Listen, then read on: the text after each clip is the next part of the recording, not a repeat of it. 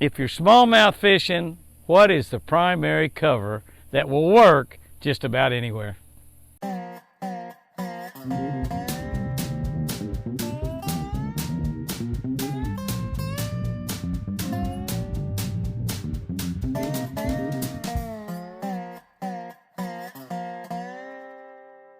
Good morning, guys and girls. Good morning. October 13th, Matthew 16:18.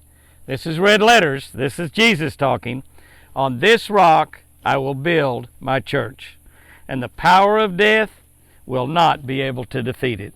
On this rock I'll build my church, and the power of death will not be able to defeat it. Smallmouth fishing in the Great Lakes and upper Northeast can be really easy if you can locate isolated rocks. That's right, rocks. A decent-sized rock will hold a smallmouth or two under just about any kind of conditions. I mean, they just gravitate to rocks. Good Jimmy Houston polarized sunglasses, they're a must.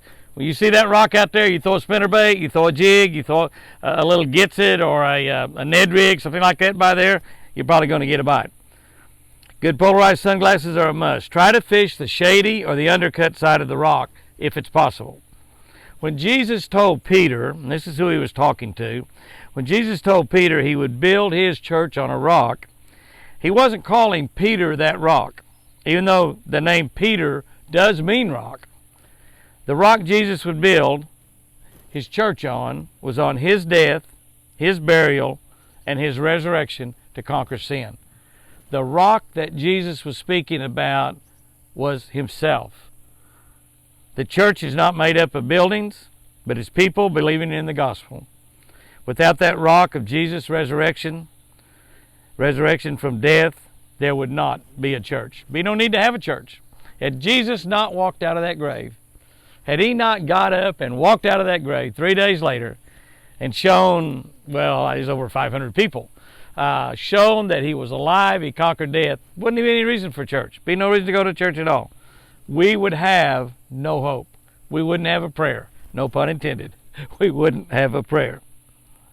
Is Jesus building in you? Or are you just warming a pew? Hey, that rhymes. I didn't mean for that to rhyme.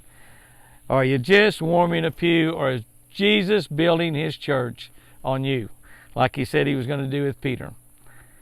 The rock of Jesus' church is Jesus' crucifixion, his burial, and his resurrection, walking out of that grave. When that dead man walked out of that grave and wasn't dead anymore, proved that you and I would do the exact same thing. Gets chill bumps thinking about that. Okay, let's look at our tip for this week. This is a good one. Engage your reel on a buzzbait the instant the lure hits the water. You know, you need to do that on spinnerbaits too. Now, we talk about smallmouth fishing.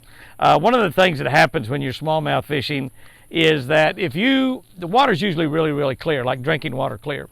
And if you let your spinnerbait drop down in the water, so you throw it out there and you let your spinnerbait drop down the water, say a foot or 2 foot under the water, and then start winding it in, you don't get many bites. You just don't get many bites. They get too good to look at it. They can see it too good. But if you buzz it right up on top of the water where you're leaving a wake with it a lot of times, or having it just an inch or two under the water, they'll jerk that rod out of your hand because they see it coming by and it's there, and it's a reaction strike, and they just jump all over it. They just get all over it. I was fishing a tournament up there, a BASS tournament on Lake Ontario, catching fish on a spinnerbait, and one of my partners just could not get a bite. I caught 7 or 8 or 9 smallmouth. Some of them were good ones. I actually ended up winning that BASS tournament, but he couldn't get a bite. And I got to noticing, I wasn't really paying any attention, but I got to noticing that when he threw his spinnerbait out there, he'd throw his spinnerbait out, he would change hands, and then he'd engage his reel. His spinnerbait was a foot or so down in the water, and he wouldn't bite. And I told him, I said, engage that reel quicker. Don't let that spinnerbait sink. Keep it up on top. He did, and he started catching fish. This tip was about a buzzbait. That's exactly the same thing. Do not let your buzzbait sink down into the water. Now, buzzbait, because of the way they're made, even if you let it sink down a foot or two, it's going to rise back up to the surface, and it's going to buzz along the top.